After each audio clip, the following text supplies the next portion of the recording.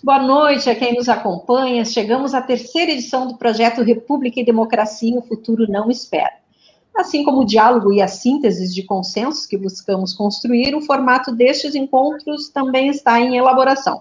Fomos agregando parceiros e fomos agregando também valiosas contribuições. Assim, a partir desta edição, teremos algumas mudanças para adequar tempo e linguagem nas plataformas que agora estamos inseridos. Este conjunto de entrevistas é promovido pelo Instituto Novos Paradigmas, o INPE, pelo Instituto Defesa da Classe Trabalhadora, o DECLATRA, com apoio da revista virtual Democracia e Direitos Fundamentais, com transmissão da TVT, da Rádio Brasil Atual, FM 38.9, para a Grande São Paulo, e ainda pela TV Educativa Bahia. A finalidade deste projeto é ouvir grandes personalidades políticas do país na busca de consensos estratégicos. E hoje, por falar em grandeza, recebemos Flávio Dino, governador do Maranhão, a quem desde logo agradecemos muito a presença aqui conosco. Eu vou rapidamente fazer uma apresentação, então, do governador, embora todo mundo já o conheça, mas é importante. Flávio Dino de Castro Costa é o primeiro governador da história do PCdoB no Brasil. Nascido em São Luís, Dino é advogado, professor, ex-juiz federal. Na Universidade Federal do Maranhão, atuou no movimento estudantil e depois assessorou sindicatos de trabalhadores. Em 84, foi aprovado em primeiro lugar no concurso público para juiz federal, cargo que exerceu até 2006, quando deixou a carreira para entrar na política e hoje ocupa uma importante liderança, sobretudo pelas iniciativas exemplares na gestão do seu estado. Obrigada novamente, então, governador, pela sua generosa presença nesta iniciativa. Nossos mediadores desta noite são Tarso Genro, ex-ministro, ex-governador do Rio Grande do Sul, presidente do Conselho do INPE e idealizador deste projeto. E Ricardo Capelli, que está aqui conosco, meu colega jornalista, pós-graduado em administração pública pela FGV, com 20 anos de atuação no setor público, ocupando cargos de direção nos 3 níveis do governo. Atualmente é o nosso secretário de Educação do governo do Maranhão. Parabéns, Capelli, obrigada por estar aqui conosco. Eu sou a jornalista Sandra Bittencourt, diretora de comunicação do INPE. Então, como referi a vocês, a gente precisa atender um tempo limite de 1 hora, por isso vamos ser mais rigorosos com o tempo. Nas primeiras 2 entrevistas fomos mais flexíveis e não tem como evitar, dá mesmo vontade de ficar conversando, principalmente pelas personalidades que atenderam o nosso chamado aqui. Mas a gente precisa, né, atender esse tempo. Então, as primeiras perguntas, a gente vai ter uma primeira rodada com as primeiras perguntas dos mediadores, um tempo inicial de 10 minutos, governador. Eu vou lhe alertar quando o senhor estiver chegando aos 10 minutos da primeira resposta para o nosso entrevistado. Os entrevistadores poderão solicitar aprofundamento de algumas questões ou propor novas abordagens. A nossa metodologia não é de debate, mas sim de constituir síntese e conseguir aprofundar algumas questões, tá? E poderemos propor novas abordagens. Depois a gente vai ter novas rodadas até concluir o tempo limite de 60 minutos, é o que temos. A transmissão dessa entrevista, como já referi para vocês, está sendo realizada nas páginas do INPE, DECLATRA, DDF, do próprio Tarso, do governador Dino, e Rede Soberania e também Brasil de Fato. E todas as entrevistas serão emitidas pela TVT, pela Rádio Brasil Atual e pela TVE Bahia, às terças-feiras, 22h30. Todo esse material, todas as entrevistas ficarão disponíveis para acompanhamento nesses canais e no site do INPE, né, que é www.novosParadigmas.com.br. Já conversamos com Ciro Gomes e com José Dirceu. Hoje ouviremos, então, Flávio Dino e, na sequência, Requião, Guilherme Boulos, Aloysio Mercadante, Luiz Erundina, Celso Amorim, Rui Pimenta, Manuela Dávila, Marina Silva, Benedita da Silva, que confirmou presença conosco também, Marina Silva e Fernando Haddad. E eu proponho vou começar com uma frase de um comunista célebre, considerando a crise, a urgência, a premência que vivemos nestes últimos dias. Como disse Lenin, há décadas em que nada acontece, e há semanas em que décadas acontecem. Parece ser o caso agora. Tarso Genro, na direção da Geringonça agora. Obrigado, Sandra. Meu querido Ricardo Capelli, a quem não conheço pessoalmente, mas temos uma comunicação já bastante continuada, por assim dizer, embora intermitente.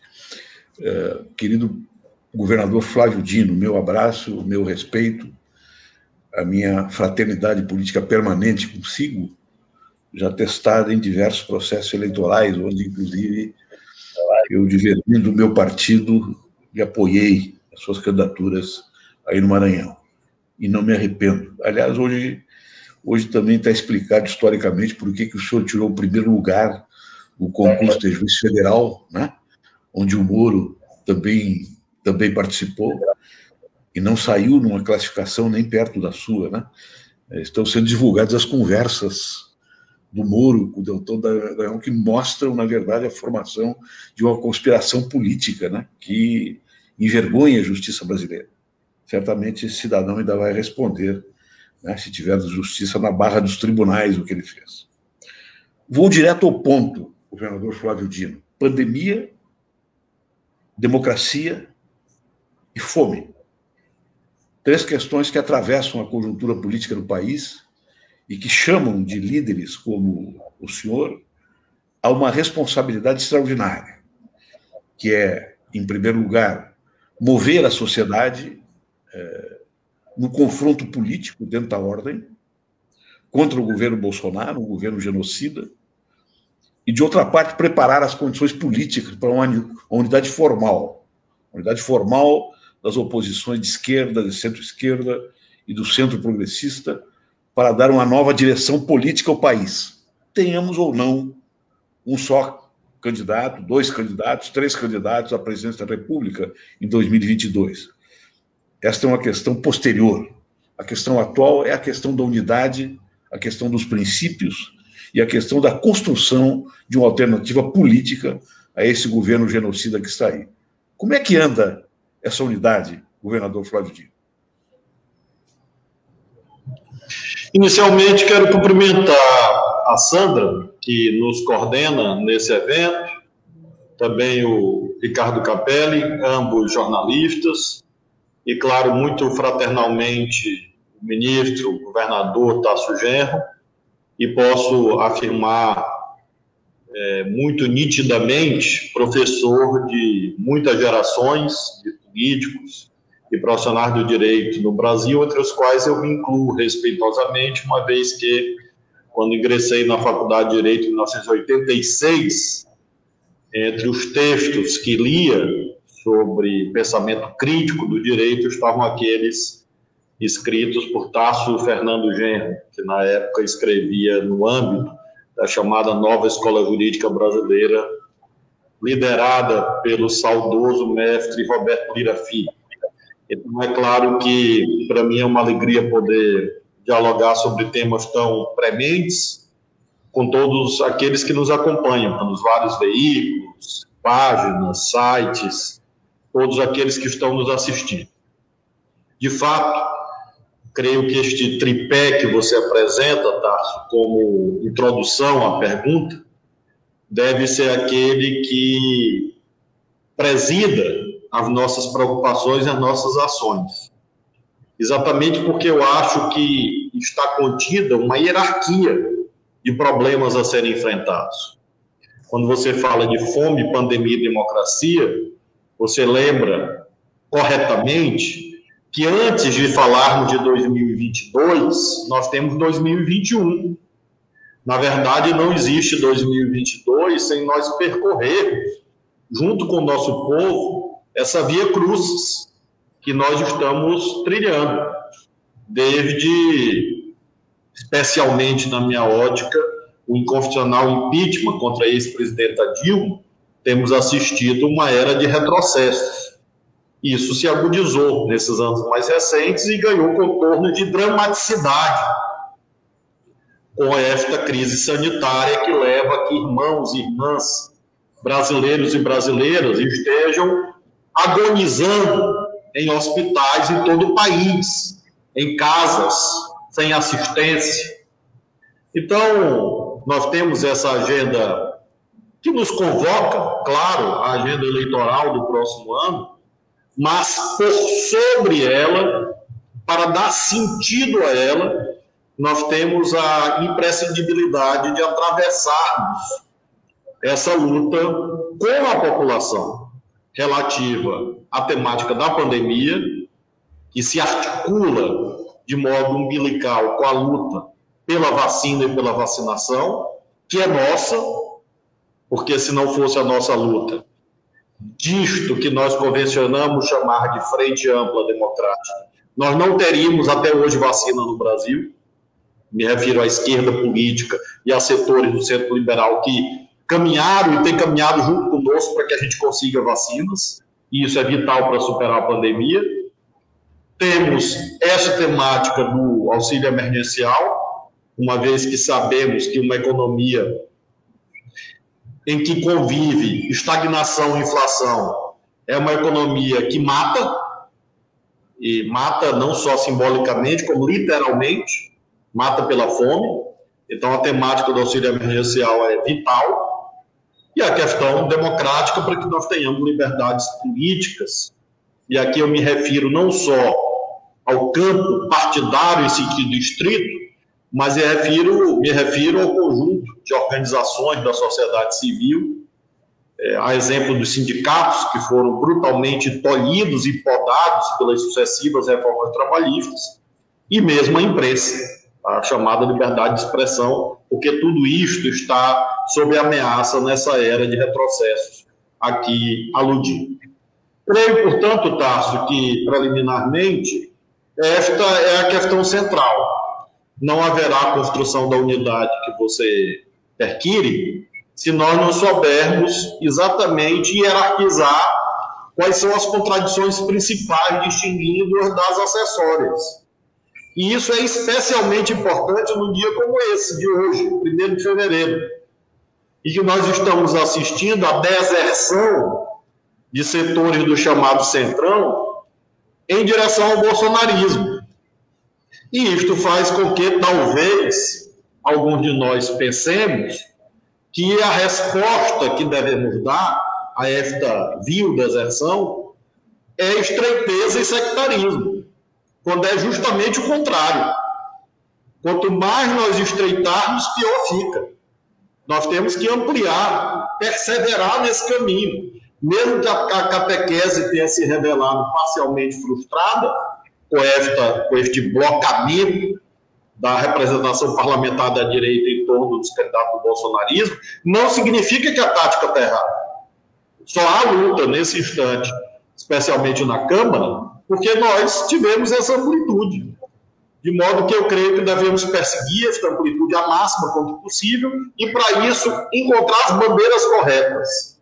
E acho que as bandeiras corretas são as de 2021, como você colocou, porque elas se articulam com um horizonte mais largo, sobre o qual tratarei mais adiante, em torno do programa capaz de nos conduzir à vitória eleitoral em 2022. Obrigada, governador. Muito disciplinado. Não exauriu os 10 minutos, mas a gente já emenda com uma pergunta, então, do Capelli, por favor, Ricardo. Primeiro, boa noite, Sandra. Boa noite, ministro Tássio Genro, sempre uma referência para todos nós. Governador Flávio Dino, que tem se constituído numa voz nacional das mais importantes. Eu ia tocar, ia fazer uma provocação justamente no sentido do que o governador falou agora. Quer dizer, a candidatura do Baleia Rossi, nesse momento, é interessante porque é o primeiro momento, desde a eleição de 2018, que o campo progressista conseguiu marchar unido, né? Na eleição de 20, o campo se dividiu completamente, mas o campo consegue se unir em torno da candidatura do Baleia Rossi, quer dizer, de uma candidatura, uma aliança mais ampla. Foi por isso, se a gente pudesse, de 2018 para cá, dizer, quer dizer, qual é o primeiro evento, quer dizer, além de votações importantes como a prorrogação do Fundeb, o próprio auxílio emergencial, quer dizer, uma série de votações, mas do ponto de vista simbólico, político, quer dizer, a união em torno do Baleia Rossi é um primeiro momento de consolidação do que a gente chama de frente ampla, né? Então, essa questão que o governador colocou, quer dizer, de que não é o momento de estreitar. é o momento de ampliar. Quer dizer, não é porque houve deserção que a gente deve tomar o caminho contrário.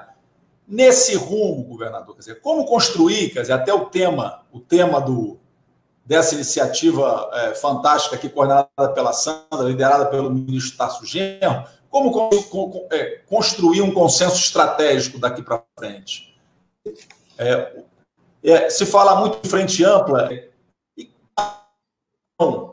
dizer, a experiência de frente ampla, as pessoas me perguntam, quer dizer, em frente ampla, quer dizer, mas o Maranhão constrói frente ampla na prática. Quer dizer, o Maranhão tem partidos dos espectros políticos dos mais amplos. Então, como construir esse consenso estratégico daqui para frente para derrotar o obscurantismo no país?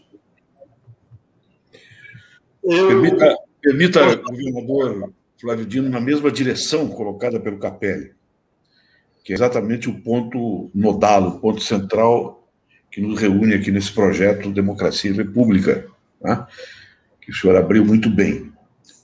Voz pública comum, em pontos comuns elaborados em conjunto, extraídos de uma mesa política concertada pelas grandes lideranças democráticas de esquerda, de centro-esquerda do país, para, sobre esses temas, falar em comum, tirando da agenda quem são os candidatos em 2022, mas integrando, evidentemente, essas pretensões de candidatura nesta negociação que um dia vai ter que ser desenvolvida e vai ter que ser formalizada, embora não seja esse o momento.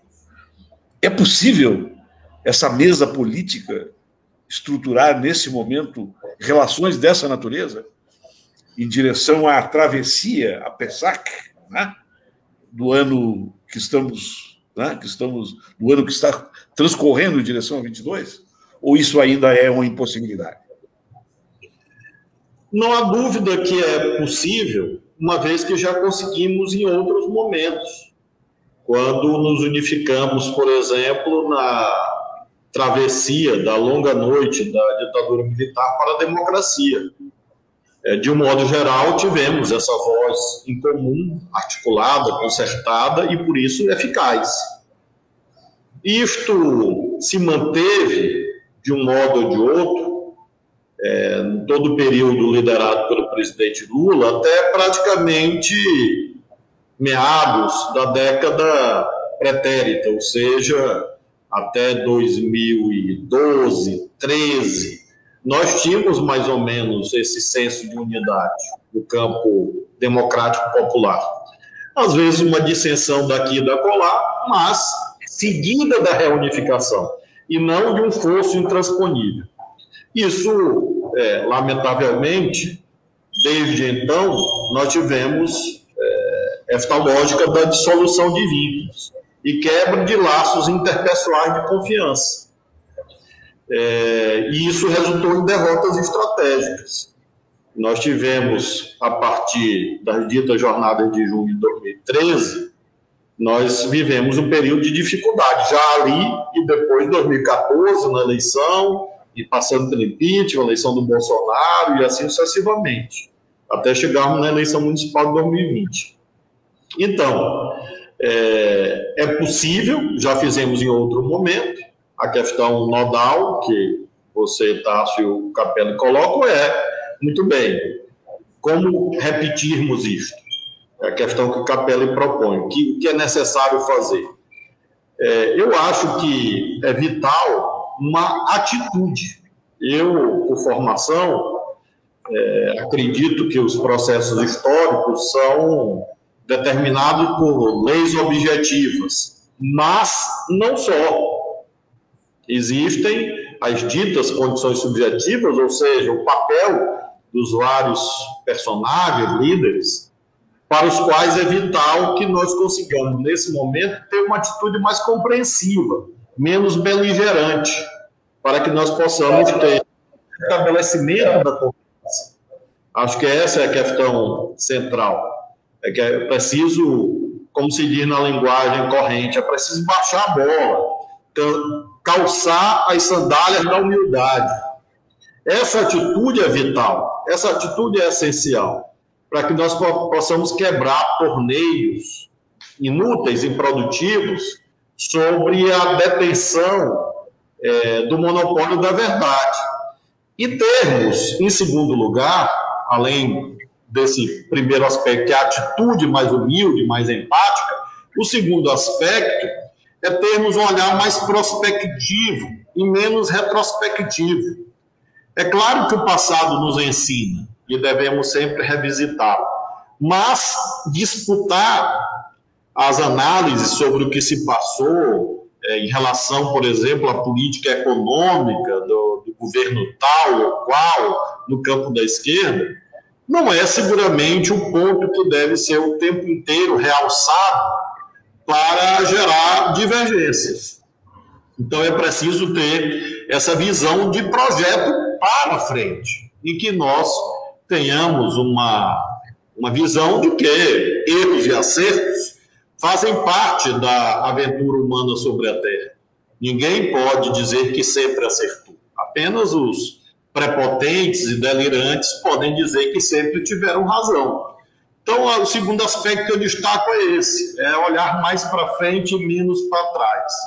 E o terceiro ponto, para a tentativa de delineamento do que eu chamaria de metodologia da unidade, é nós termos a visão de programa mínimo. Porque se nós ampliamos e pretendemos, às vezes, uma visão excessivamente pretensiosa, compatível com a nossa visão que tenta aprender o movimento histórico das totalidades, nós acabamos fazendo com que as divergências fiquem muito pronunciadas. Então, nessa metodologia da unidade, eu faço esta observação final. É preciso ter também senso de distinção de alguns pontos programáticos que sejam capazes de nos unir e nos vincularmos a eles. Então, a metodologia da unidade. Ponto 1, humildade e empatia. Ponto 2, olhar mais para frente do que para trás.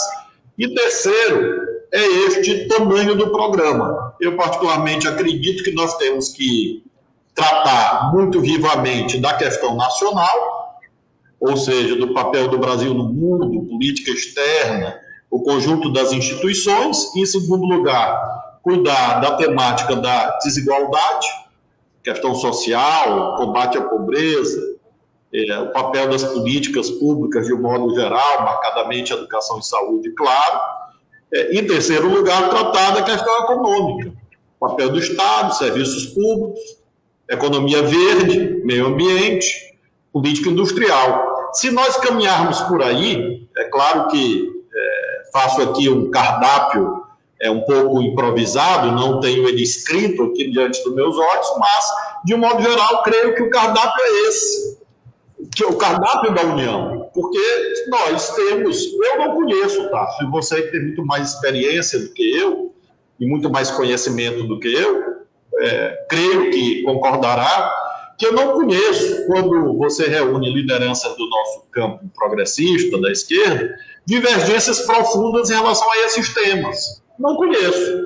Pode ter, por exemplo, o Ciro acha que o regime de repartição na Previdência acabou. Ele sustenta, por exemplo, um certo regime de capitalização. Eu tenho muita curiosidade de como isso funcionaria num país tão desigual quanto o nosso. Mas é uma questão, assim, que não me parece que divida de modo insolúvel o nosso campo.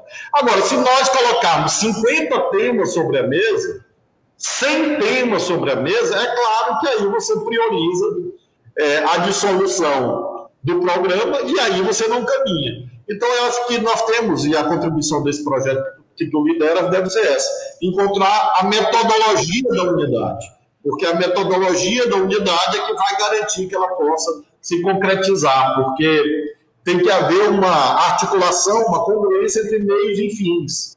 Então, nós, mais ou menos, convergimos quanto aos fins, aos objetivos, ao programa. Mas quando vai debater os meios, aí vira uma confusão, porque tal corrente política acha que é mais importante do que a outra, e por aí vai, e acaba que você perde a dimensão teleológica da política, ou seja, a política é um serviço. A política não é uma função em si mesma. É como se fosse um jogo de futebol em que o jogo só se justifica com a arquibancada participando, e não uma ideia de que são os jogadores ali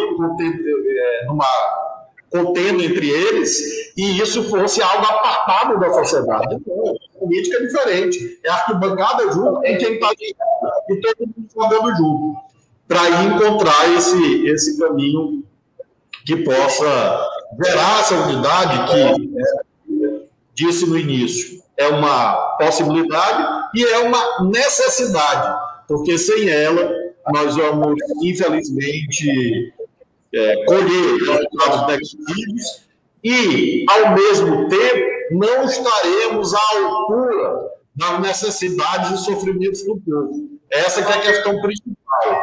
Nós temos a dimensão institucional na política, nós temos a dimensão social. Quando, às vezes, a gente fala de frente ampla, alguns ficam olhando só a dimensão institucional, os partidos, etc. É claro que tem que olhar para isso, mas a dimensão social é frente ampla com o povo, é frente ampla com os vários segmentos sociais, inclusive aqueles que não são de esquerda e não são organizados. Esse é o mais importante. E, para isso, é preciso que haja esse senso de unidade e essa metodologia capaz de concretizar. Muito bem, o governador nos traz até uma sugestão de metodologia de criação de um repertório, então, para a gente trabalhar em cima de pontos comuns. Eu gostaria, antes de encerrar essa primeira rodada, governador, explorar um pouquinho o primeiro ponto, que tanto o Tarso quanto o Capelli referiram, e que é um tema, né, premente e urgente. Eu tomo até emprestada a reflexão do economista Fernando Lara, que é professor aqui do doutorado da Unicinos, que é a tão famigerada ameaça de quebrar o Brasil, que vem sendo utilizada desde 2015. Aí, pegando um viés, né, mais da economia, eu gostaria de saber a sua opinião, a sua leitura sobre isso.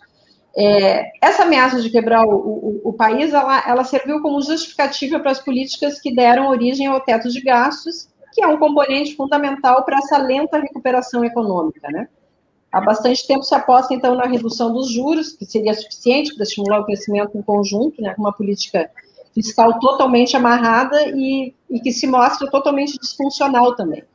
Só que, a despeito de tudo ter se mostrado falso, a consequência era só um desempenho econômico ruim e altas taxas de desemprego. Aí veio a pandemia, né, veio a crise, foi necessário oferecer o auxílio emergencial, certo?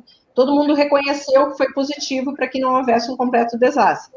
A queda do consumo não foi, né, tudo que poderia ocorrer se não houvesse o auxílio, né, e a queda do PIB também foi menor do que se estava, né, diante desses fatos. Só que agora surge de novo esse discurso que, se for reposto o auxílio, o Brasil quebra, né? Assim como essa questão fiscal é tão acionada para justificar o ataque a direitos e esse tipo de política ultraliberal. Qual é a sua visão sobre isso? Qual é a sua leitura? Qual seria o mais urgente a trabalhar conjuntamente e seria supostamente uma questão consensual aí entre as forças progressistas desse ponto de vista econômico? Pelo menos os dois outros entrevistados, Ciro e Zé Dirceu, se mostraram muito convergentes nessa análise. É muito curioso, Sandra, esse argumento de que o país quebra, porque eu nunca vi na história dos povos uma guerra no sentido estrito da palavra, ser antecedida de um debate entre economistas sobre como que a guerra será financiada. Eu nunca vi Roosevelt, Churchill, De Gaulle, Stalin, seja lá quem for o líder na Segunda Guerra Mundial, debatendo como os canhões e bombas iam ser pagos, e os aviões e por aí vai. Ou seja, tempos excepcionais exigem soluções excepcionais, porque senão vira uma falácia e uma perversidade à enésima potência, que é o que nós estamos vendo. Imaginemos se, em vez da pandemia, que é este vírus que nos agride, fosse uma potência estrangeira invadindo a Amazônia, que é o pesadelo que atormenta o sono de alguns militares ou gerações de militares. Haveria alguma conferência, uma reunião do Copom, antes de decidir repelir a invasão estrangeira? Seguramente que não. Haveria um amplo consenso nacional no sentido de que o Brasil deveria preservar a soberania sobre a Amazônia. É o que nós temos. Nós temos uma conjuntura que exige o manejo de instrumentos econômicos excepcionais. Nós temos, claro, o crescimento da proporção da dívida em relação ao PIB. Isto não é um problema que deve ser desprezado. É claro que nós precisamos ter a ideia, de algum modo, da sustentação desse processo. Agora, outros países do mundo estão atravessando a mesma dificuldade. E nós temos outros instrumentos de financiamento que podem e devem ser utilizados excepcionalmente, sem que isso impacte na relação da dívida com o PIB. Aludo, por exemplo, aos tributos emergenciais que estão na Constituição. Quando o artigo 148 da Constituição fala dos empréstimos compulsórios, trata de guerra externa e trata também das situações de calamidade pública. Então, é hora, por exemplo, da criação de um empréstimo compulsório sobre os bancos, sobre as grandes fortunas, sobre os bilionários, para compor um fundo. Isso está na Constituição, isso não é nenhuma tese revolucionária, é cumprir o que está escrito. No artigo 148, inciso 1º, se não me falha a memória, da Constituição está lá, empréstimo compulsório em caso de calamidade pública. É uma lei, cria um empréstimo compulsório. Quem tem, por exemplo, patrimônio acima de 100 milhões de reais, vai contribuir e daqui a alguns anos vai receber isto de volta. Isso é um mecanismo constitucional para que nós compuséssemos um fundo de salvação da vida de pessoas que estão sem comer. É disso que se cuida. E eu quero saber o que justifica, do ponto de vista valorativo, que se diga que, se fosse uma invasão estrangeira, nós teríamos que financiar o Exército, a Marinha Aeronáutica, e, por outro lado, para salvar pessoas, famílias, não se pode despender mecanismos excepcionais. Que hierarquia valorativa é essa? Em que território está acima de vidas humanas? Claro que isso é disparatado, assim, creio que nós temos tributos extraordinários sobre os mais ricos, que é a velha tese da capacidade contributiva, da progressividade tributária, que está na Constituição também. Que parece que é a bandeira da esquerda. Não, é a bandeira da Constituição, é a bandeira do Brasil. Artigo 145, parágrafo 1º da Constituição. Está lá, está escrito na Constituição. E nós temos, evidentemente, um outro poder do Estado, que também está na Constituição, artigo 164 da Constituição, poder de emitir moeda. Então, a Constituição Federal, nos marcos do Estado de Direito, oferece os instrumentos para que nós possamos, excepcionalmente, financiar essa dramática necessidade, que é a volta de algum tipo de auxílio emergencial. E vou lhe dizer uma coisa, Sandra. Agora, de algum modo, com esta conjuntura política, eles vão dar um jeito de fazer alguma coisa, porque o teto de gastos é inexequível. O teto de gastos virou uma hipocrisia, é algo farisaico. É para, usando a expressão cunhada do século XIX, é lei para inglês ver. Porque não é à toa que nós estamos em fevereiro e não temos sequer orçamento de 2021. Não existe orçamento geral da União. Vai ser votado em abril, maio. Por quê? Porque, obviamente, é impossível cumprir o teto de gastos e votar o orçamento sem cortes gigantescos nas políticas públicas. Então, eles vão dar algum jeitinho. Olha, entre dar jeitinho, supostamente para não assustar o mercado, eu acho que é melhor ser leal. E a lealdade exige transparência e exige o cumprimento da Constituição. Então, os instrumentos excepcionais lá estão. É o que eu, particularmente, sugiro, para que nós possamos proteger as famílias e as micro e pequenas empresas, porque também me sensibiliza a taxa de desaparecimento, de extinção de negócios familiares pelo país de fora, sobretudo em ramos com uma alimentação fora do lar, pequenos estabelecimentos dedicados ao turismo. O estado do Rio Grande do Sul tem uma força de atrativos turísticos bastante expressivos, na Serra Gaúcha, por exemplo, mas não só, e sei que toda essa economia está sofrendo muito, né? Pequenas pousadas, de restaurantes, bares. Então, você tem que também cuidar desta economia real dos empreendedores. E, para isso, você tem que usar esses mecanismos, ou seja, não é só emitir título da dívida pública, que garante financiamento excepcional para as tarefas do Estado. Governador, estabelecer uma conexão entre tarefas atuais, concretas, tarefas intermediárias e tarefas futuras desse campo. Bloqueio da morte, a luta pela vacina e pela vacinação. É uma luta que está sendo feita com sucesso, diga-se de passagem, embora o governo federal, com a sua postura genocida, tenha bloqueado, tenha atrapalhado, tenha complicado, né? É uma luta que o senhor e o governador Dória, duas pessoas com orientações políticas diferentes, estão enfrentando, né? Liderando o país, com outros governadores que também merecem o nosso respeito, né? Como o governador Rui Costa, da Bahia. Não vou mencionar os demais, porque a maioria dos governadores estão nessa luta.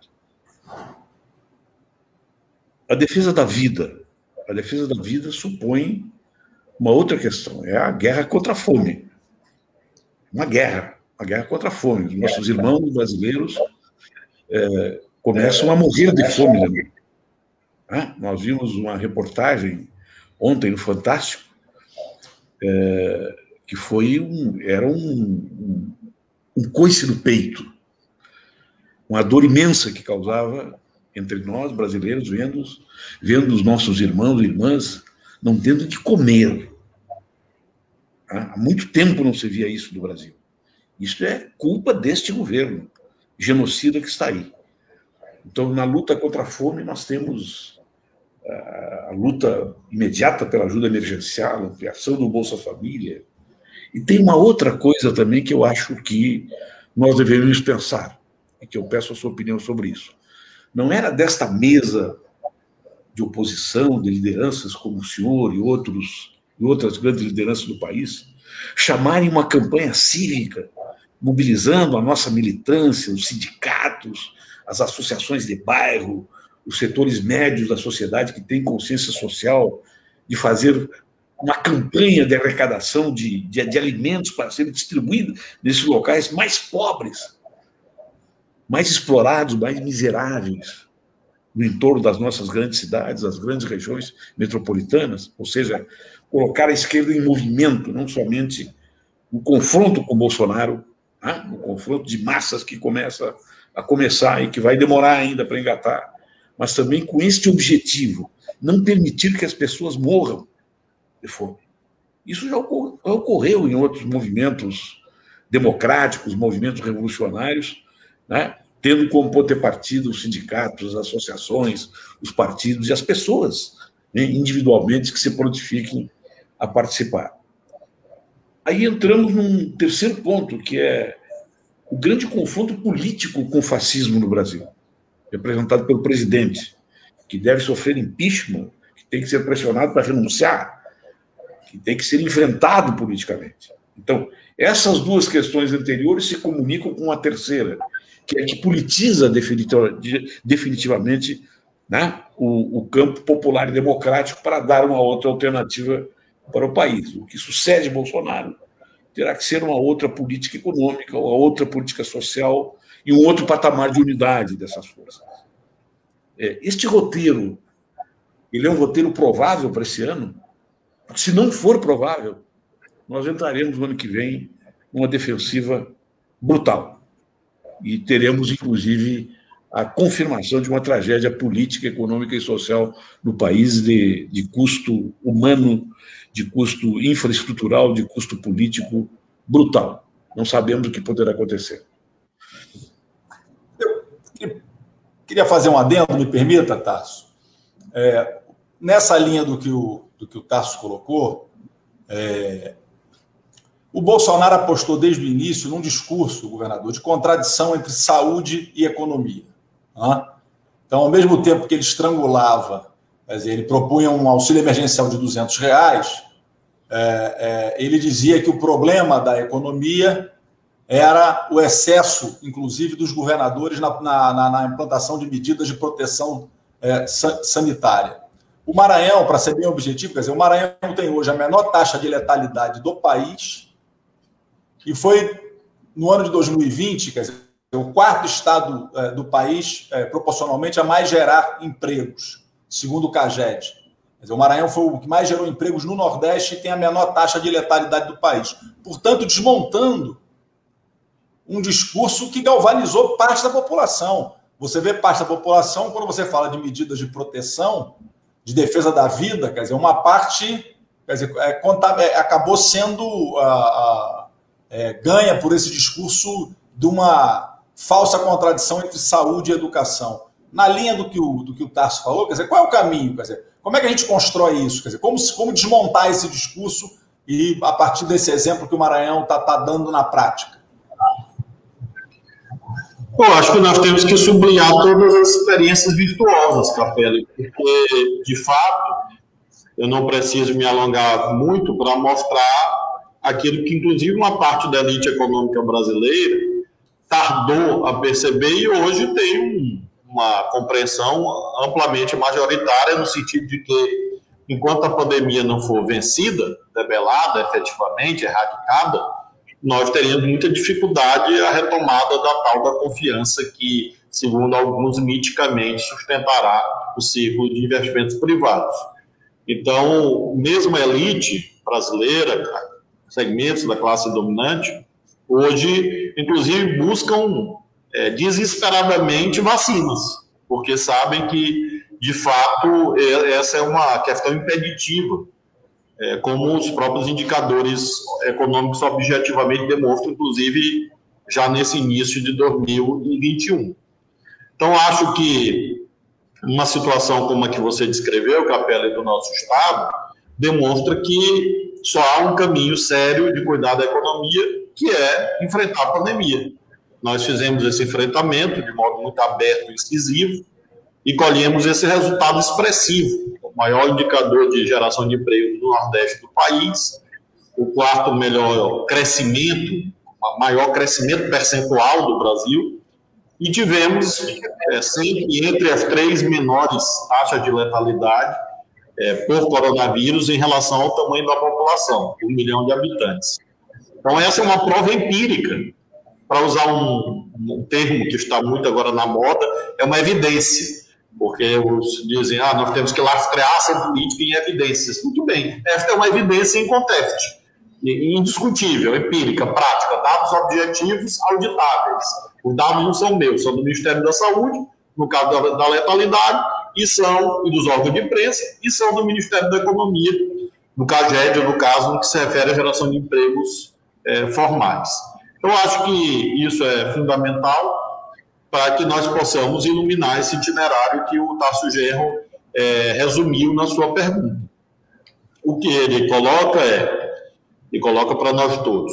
Isso ocorrerá em 2021, porque creio que esta síntese, Tarso, foi perfeita no sentido das nossas tarefas doravante, seja agora urgentes emergenciais, uma espécie de um programa emergencial, seja no que se refere aos desdobramentos futuros. E entre as tarefas emergenciais, concordo com você, essa ideia da solidariedade foi experimentada de modo muito exitoso desde o movimento contra a caristia, para usar uma referência já mais próxima, né, do fim da ditadura, até a campanha liderada pelo Betinho, pelo Tom Mauro Morelli, ainda antes do nosso governo, a campanha contra a fome, a ação da cidadania contra a fome. Então, isso foram momentos assim, realmente de grande mobilização, e tem um outro mérito, Tarso, que na proposta, é que isso fala e articula para além do nosso campo cristalizado, porque você consegue, inclusive, envolver organismos empresariais, religiosos, para que eles possam se incorporar a isso e é algo que não é despolitizador. Pelo contrário, é algo que se choca contra a ideologia dominante do vale tudo, do salve-se quem puder e do individualismo. Por isso, é uma ação assistencial que tem a marca principal de questionamento da ideologia desses tempos que nós vivemos, que é do pisar na cabeça do próximo, da suposta meritocracia. A solidariedade, nesse aspecto, quebra esse discurso de que o mérito, entre aspas, justifica todas as desigualdades, quando, obviamente, nós sabemos que isso é uma construção ideológica para legitimar as obscenas desigualdades que tem no Brasil. Então, acho que a proposta é meritória e merece integrar esse cardápio. Será feito? Nós temos alguns problemas. Começamos o ano com uma segunda onda da pandemia que surpreendeu daqui da colar, ou seja, nem o mais pessimista dos analistas poderia prospectar essa situação trágica, uma das piores da história brasileira, que é essa situação que nós estamos vendo da Amazônia. Hoje nós temos no Rio Grande do Sul pacientes oriundos de Rondônia.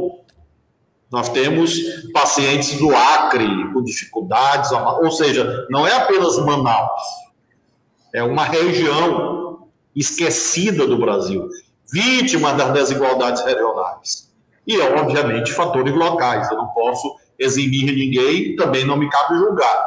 Mas o certo é que nós temos um quadro que demandou essa luta, temos a vacinação, tem essa batalha hoje da Câmara e do Senado. Eu creio que esse debate que você tem propiciado é o primeiro momento do ano de 2021, em que lideranças são instadas a algum tipo de reflexão mais coletiva. E eu espero que, com esta fim dessa batalha de hoje, nós, da Câmara e do Senado, nós tenhamos esse desenho. Eu próprio tenho me dedicado a isso, muito institucionalmente no campo que me cabe primacialmente, qual seja da articulação dos governadores. Hoje presido o consórcio da Amazônia Legal, participo do consórcio do Nordeste, do consórcio do Brasil Central, tenho um bom diálogo com o governador de São Paulo, embora seja de outro campo político ideológico. Tenho me dedicado a esta articulação entre os governadores. E me disponho, claro, a participar muito vivamente dessa ideia, Tássio, de que nós consigamos ter essa voz comum em torno, sobretudo, desse momento de um programa emergencial. Eu creio que é isso que nós devemos fazer. Se você me perguntasse, Flávio, o que devemos fazer amanhã, além das análises inesgotáveis sobre a causa desse ou daquele resultado da Câmara e do Senado, devemos despender energia no principal. Em vez de ficar discutindo impeachment, ficar discutindo o lulopetismo, essa expressão que, inclusive, não me agrada, acho ela pejorativa, acho ela agressiva. Ao invés de ficar discutindo essas coisas que não constrói, eu acho que é preciso ter um programa emergencial. Programa emergencial. Nós fizemos uma aqui no Maranhão. Nós fizemos um programa emergencial Celso Furtado, em homenagem ao centenário desse grande estadista brasileiro, grande economista brasileiro, que lançamos e executamos de agosto a dezembro. Eu creio que precisamos desse plano emergencial que abrange esses itens, entre os quais esses que você resumiu, Tássio. Acho que essa é uma tarefa principal e me disponho a ajudar sob a sua liderança, sob o seu comando e de outros companheiros e companheiras que se disponham a isso. A gente está com uma audiência bem significativa e com uma reação muito positiva a essa ideia de campanha cívica, só para compartilhar com os senhores. Desculpe, Sandra, desculpe, apenas uma observação. Quem sabe o próprio Dom Mauro Morelli possa ser convocado. Ele como um dos ícones, né? O Betinho, infelizmente, não está entre nós, mas Dom Mauro Morelli eu sigo no Twitter, e ele sempre muito ativo, muito presente, muito disposto, E então acho que pode ser uma pessoa convidada a liderar a sociedade esta campanha cívico-patriótica que o Tarso aludiu. Sem dúvida, estamos construindo aí. Rapidamente, eu já vou passar para o Tarso e para o Capelli fazer seus questionamentos finais. A gente tem aí pouco mais de 10 minutos, então, mas eu gostaria de abordar um tema com o senhor, governador, até pela sua formação e a sua vivência cristã e católica. Foi uma preocupação dos nossos outros dois entrevistados também, que é a captura da ideia de família, né, por esses grupos conservadores. E o uso de temas sensíveis de ordem moral e religiosa. Né? A gente vivenciou muito aqui na última eleição esse tipo de manobra, né? Quando tivemos a Manuela como forte, e me arrisco a dizer porque não, né? Sem sombra de dúvida, a melhor candidata aqui. Então, esse uso dos temas morais e imputar os comunistas ou a esquerda a destruição da família. Então, eu gostaria de ouvir uma palavra sua sobre isso, e na sequência eu já compartilho aqui com o Tarso, com o Capelli, para fazer os encaminhamentos finais. O meu encaminhamento final é apenas registrar o agradecimento pela disposição do governador de participar deste evento e estimulá-lo aqui a ser um dos líderes de uma voz pública comum, pela respeitabilidade que ele tem, pelo serviço que ele tem prestado ao Brasil, e eu é que me coloco sob a sua liderança, sob a liderança do Lula, do Haddad, do Boulos, da Erundina, do Ciro, para que a gente construa esta alternativa de salvação nacional e de salvação da dignidade política do país. Eu vou terminar pelo começo, pela questão do consenso estratégico. A gente, caminhando para um programa comum, quer dizer, construindo, chegando perto dessa construção que a gente ouve tanto falar.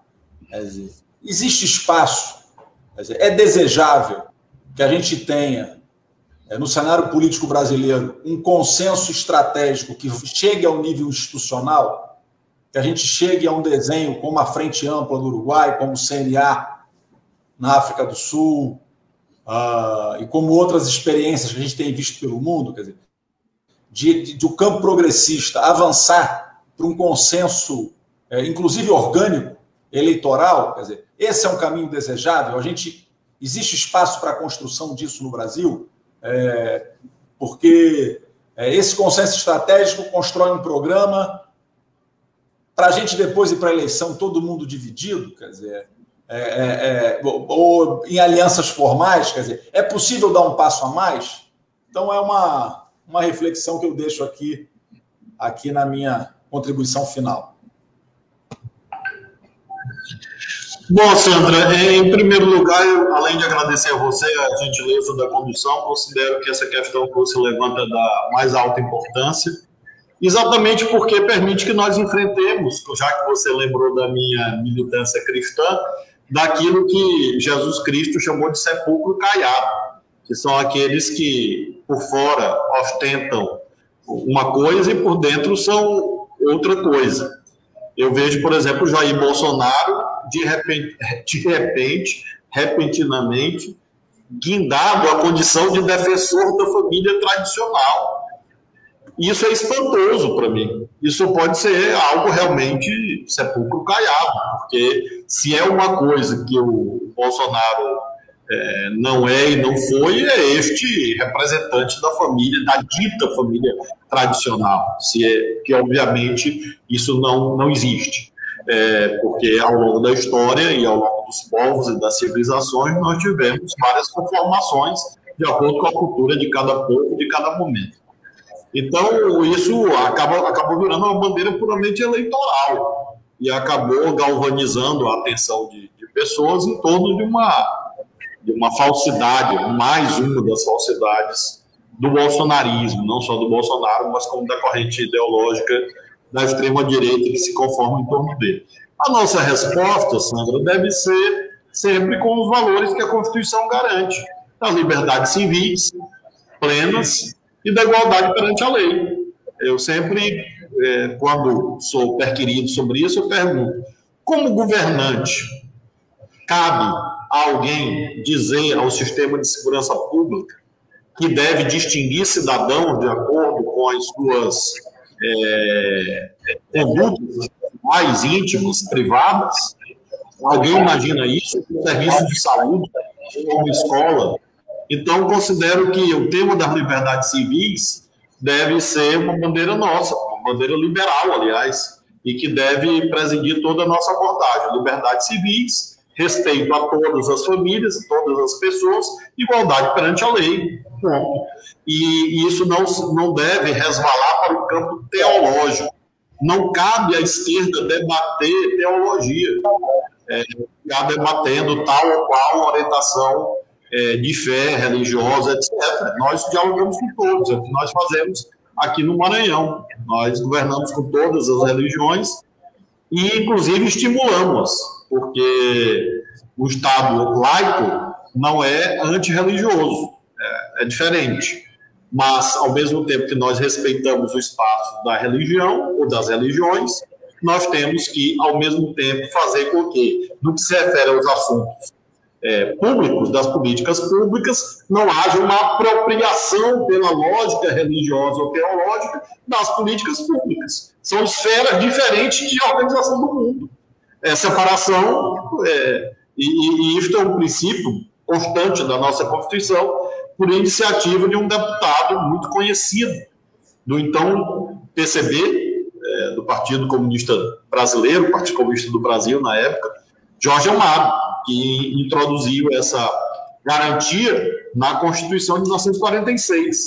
Então, eu acho que é por aí que a gente deve caminhar e não se perder nisto e, ao mesmo tempo, combater o farisaísmo desses que se pretendem guardiães daquilo que eles próprios não praticam nas suas vidas privadas.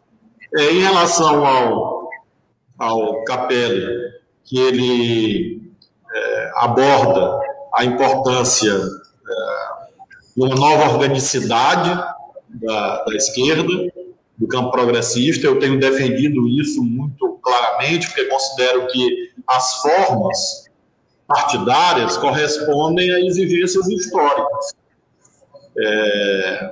Nós não podemos pretendê-las imutáveis. Eu tenho certeza, a Sandra abriu o debate invocando Lenin, e eu finalizo invocando Marx. Marx, o mais marxista de todos, seguramente concordaria com isso, ou seja, de que as formas partidárias não são imutáveis. Isso se refere ao debate hoje muito intenso no próprio PCdoB, sobre a sua simbologia, nome, etc., e eu sempre lembro isso. Eu disse, olha, Marx provavelmente concordaria com uma análise no sentido de que foice e martelo não expressa o mundo do trabalho nos dias de hoje, porque os trabalhadores precarizados que estão aí submetidos a regimes, às vezes, até de escravidão contemporânea, sem nenhum direito, sem nenhum liame jurídico, nada, não trabalham nem com foice nem com martelo. Então, é preciso atualizar o programa e a simbologia para que nós possamos, inclusive, dialogar com outros segmentos da classe trabalhadora, do precariado, e por isso, Capelli, considero que essa mutação orgânica é um imperativo histórico. Eu tenho defendido isto. O exemplo mais próximo, que eu sempre aludo, é este da Frente Ampla do Uruguai, fundada em 1971, e tenho certeza que, quando ela foi fundada, ninguém imaginou que ela duraria tanto. Provavelmente era ali algum arranjo transitório para fazer uma travessia de um período de dificuldades, e acabou subsistindo. Quando a Sandra abriu o debate, há uma hora atrás, ela disse assim ao Tasso Genro: bom, Tasso Genro no comando da geringonça. E é claro que é uma alusão à geringonça portuguesa, e que está aqui subjacente nesse nosso diálogo. Ora, ninguém imaginou abstratamente que isto ocorreria, né? Ninguém anteviu que isto ocorreria. O arranjo partidário que veio se chamar geringonça, realmente esse engenho em que um governo de minoria parlamentar é sustentado por forças no parlamentarismo que não o integram, mas apoiam. Então, é a inventividade, a imaginação que deve, a meu ver, nortear essa decisão. E creio mesmo que nós precisamos disto, de uma frente progressista, uma frente popular, que transmita esperança para a população. Porque a esperança mobiliza. O medo, o terror, o desespero, são, na prática, condutores à paralisia ou então a falsas saídas. O fascismo, o nazismo se nutre do pânico, se nutre do vazio de opções. Tem sido assim desde sempre. Então, nós temos que oferecer uma alternativa, apresentar uma alternativa, porque senão esses discursos fáceis do ódio acabam vicejando em amplos segmentos populares que se sentem levados a isto na falta de vislumbrarem um caminho para a consecução das suas necessidades, dos seus interesses, das suas expectativas. Então, creio que em algum momento nós devemos buscar essa organicidade nova no campo da esquerda, sem negar as várias identidades, porque nós estamos vivendo um período de transição histórica da hegemonia global, envolvendo China, os Estados Unidos, mas não só, de longo curso, um interregno gramsciano, que tem, no dizer do próprio Gramsci, abre aspas, sintomas mórbidos. É uma das características do interregno. Então, nós temos exatamente a pandemia, é o sintoma mórbido maior do interregno do nosso tempo. Então, é um desafio muito maior do que apenas derrotar o Bolsonaro. E derrotar o Bolsonaro já é muita coisa. Eu estou minimizando, eu estou dizendo que o desafio histórico transcende ao Bolsonaro, é muito maior do que isso. De encontrar uma nova articulação econômica, alguns falam, meu amigo Elias Jabbour, que estuda a China, fala de economia do projetamento, da nova, invocando o Inácio Rangel, a economia que articula o novo planejamento, o lugar do Estado, o lugar do mercado, como fazer que isto se compatibilize com o meio ambiente, que é um tema hoje de dimensão global, muito dramática, porque a pandemia deriva também disso. A vitória do Biden agora nos Estados Unidos traz componentes novos. Evidentemente, um ou outro vai dizer que há ingredientes protecionistas na atitude do Biden ou mesmo do Macron, mas o fato é que objetivamente isso está colocado. Teremos a COP26 agora no Reino Unido, nesse ano, a busca da regulamentação do artigo 6º do Acordo de Paris. Então, são tarefas estratégicas de longo curso que devem exigir uma nova conformação do campo progressista para, obviamente, superar o Bolsonaro, o bolsonarismo, e para construir uma economia, uma sociedade, uma política mais saudáveis e capazes de melhorar a vida do povo, melhorar a vida da população, que é o nosso objetivo principal. E concluo agradecendo ao Tasso pela iniciativa, pela liderança moral que exerce, porque isso é decisivo para que nós possamos caminhar pela sua trajetória longa e muitas décadas dedicada ao campo progressista, pensador, e ao mesmo tempo, para usar aquela díade, aquela dualidade antiga do homem de pensamento ou mulher de pensamento e homem de ação ou mulher de ação, o Tasso conjuga esses dois tipos ideais, né? O homem de pensamento e a ação política. E por isso tem autoridade moral para promover esse debate, e eu agradeço a oportunidade, que muito me honra, de participar dessa reflexão, desejando que essas palavras todas sejam sementes, que é o nosso objetivo principal, semear esperanças, semear dignidade, semear direitos, para que a população se sinta parte da nossa luta, e porque ela só faz sentido em razão dessa visão de alteridade. Não é algo que se esgota nos atores políticos, e sim nessa dimensão da relação, do relacionamento com as outras pessoas. E esse debate ajuda que nós possamos semear em solo fértil e colher bons frutos. Eu sempre acredito nisso. Eu sempre acredito que a esperança vence o medo, para usar uma expressão muito conhecida, muito querida e que sempre nos envolve e impulsiona emocionalmente. Muito obrigado. Muito obrigada, governador. A gente extrapolou em 5 minutinhos, mas quem é que vai nos condenar, né? Então, boa essa conversa. Muito obrigada. Eu quero alertar a quem nos assiste que nessa semana a gente vai ter, excepcionalmente, com todas as segundas-feiras, mas nessa semana, na sexta-feira, a gente vai ouvir Roberto Requião. E eu queria compartilhar com vocês que a audiência que nos acompanha ficou muito satisfeita com as propostas concretas, já todo mundo aqui tentando se inscrever, pensando nessa campanha aí cívica e de solidariedade. Muito bom. Eu vou ser obrigada a encerrar com um comentário da minha mãe, que é a minha audiência permanente, diz a dona Eva aqui. Muito boa e esclarecedora a ideia de que ainda pode ser feito algo pelo povo brasileiro. Parabéns aos participantes. Muito obrigada.